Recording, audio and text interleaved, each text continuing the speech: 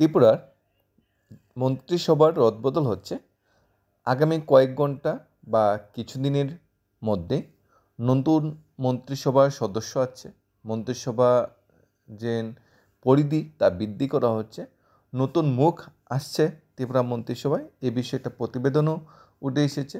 আমরা জানি বর্তমান ত্রিপুরার যে মাননীয় মুখ্যমন্ত্রীর কাছে অনেকগুলো দপ্তর, যেখানে আরক্ষা দপ্তর থেকে শুরু করে স্বাস্থ্য দপ্তর, শিক্ষা দপ্তর, পিডাব্লিউডি অনেকগুলো দপ্তর ওনার কাছে থাকাতে উনি শিক্ষা দপ্তর বা স্বাস্থ্য দপ্তর বা আরক্ষা দপ্তর সবগুলো দপ্তরকে ঠিকঠাকভাবে সময় দিয়ে সম্ভব হচ্ছিল না। তাই হয়তো মন্ত্রিসভার যে পরিধি সেটা বৃদ্ধি করা হচ্ছে, নতুন মুখ মন্ত্রিসভা আনা হচ্ছে বা পুরানো কিছু মুখ রদবদল করা হবে। এই বিষয়ে যে প্রতিবেদনটা উঠে এসেছে সেটি আমরা এক নজরে দেখে নিই।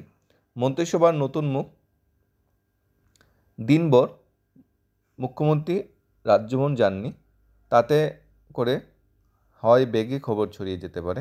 মঙ্গলবার রাত 9:30 নাগাদ যখন রাজ্যের রাজ্যপাল ও মুখ্যমন্ত্রী মুখোমুখি হলেন, তখন নীরবে নির্বিঘ্নে রাজ্য মন্ত্রিসভা রদবদলের ইতি কথা রচিত হলো।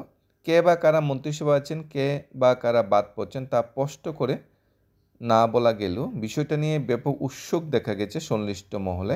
মন্ত্রিসভা রদবদল হবে, এখন শুধু সময়ের অপেক্ষা। মঙ্গলবার রাত 9:30 নাগাদ রাজভবনে আলেন্দে যখন রাজ্যের মুখ্যমন্ত্রীর কনভয় ঢুকেছে, তখন থেকে বিষয়টা নিয়ে মন্ত্রিসভার বাকি সদস্যদের মধ্যে আলাপ আলোচনা শুরু হয়েছে। বাকি সদস্য যারা আছে মন্ত্রিসভা, তারা সবার মাঝে বর্তমান সময়ে সেটা আলোচনা চলছে। কি আর কারোর নাম বাদ পড়তে পারে, নতুন মুখ মন্ত্রিসভা আছে, বিভিন্ন দপ্তরগুলা যে বিভিন্ন মন্ত্রী মিনিস্টারকে দেওয়া আছে সেগুলোর বিভাজন নতুন করে হতে পারে। নতুন কোনো দপ্তর বা মুখ্যমন্ত্রীর কাছে যেটা আছে সেটা নতুন মন্ত্রীকে দিয়ে দেওয়া হতে পারে। আমরা হয়তো একটা পার্মানেন্ট শিক্ষামন্ত্রী বা স্বাস্থ্যমন্ত্রী পেতে যাচ্ছি।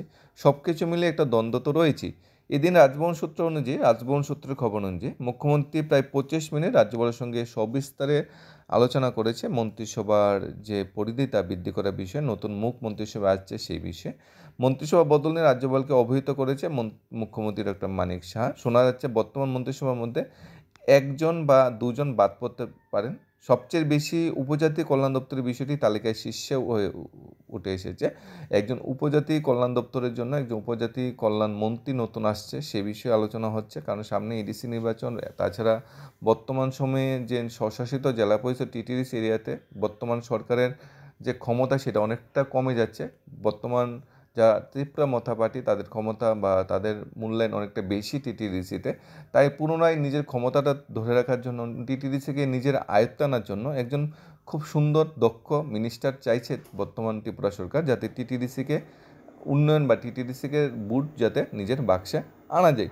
প্রথম 2-3 জন যোগ দেবেন এমন যে কোনো দিন, এমনকি বুধবারও হয়তো নাম ঘোষণা হয়ে যেতে পারে।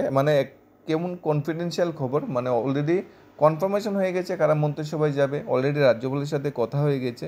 এখন শুধু সময়ের অপেক্ষা, হয়তো আজ, হয়তো বা আগামী কিছুদিন, সব কিছু মিলিয়ে একটা দ্বন্দ্ব রয়ে গেছে মন্ত্রিসভার পরিধি বৃদ্ধি করার জন্য।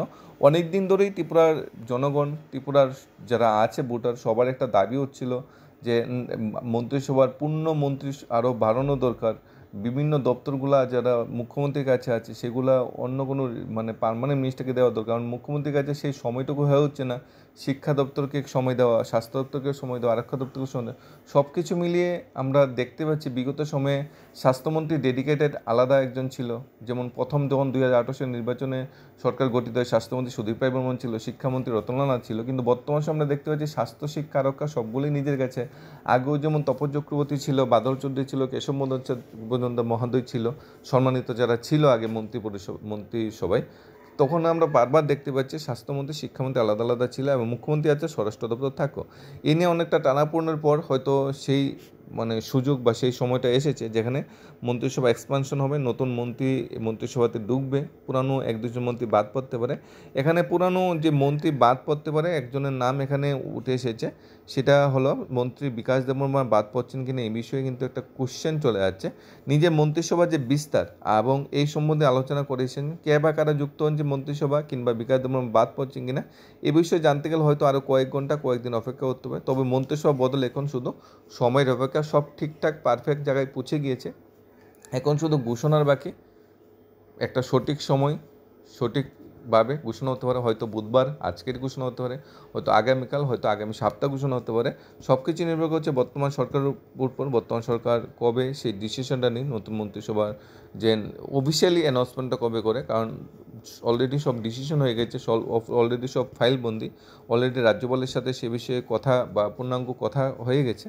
এখন শুধু ঘোষণার বাকি। আমরা সবাই ওয়েট করবো ত্রিপুরাবাসী যে মন্ত্রিসভায় নতুন সদস্য দেখার জন্য, এবং মন্ত্রিসভায় যে সদস্য সংখ্যা বৃদ্ধির পাশাপাশি আমরা ত্রিপুরা উন্নয়নে আরও গতি ত্বরান্বিত যেটা হচ্ছে সেটা আরও বৃদ্ধি পাবে, সেটা আমরা আশা করছি।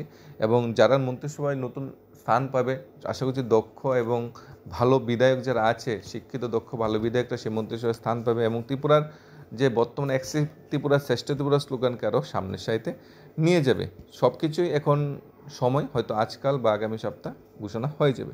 ধন্যবাদ সবাইকে। Studies of Tripura YouTube channel.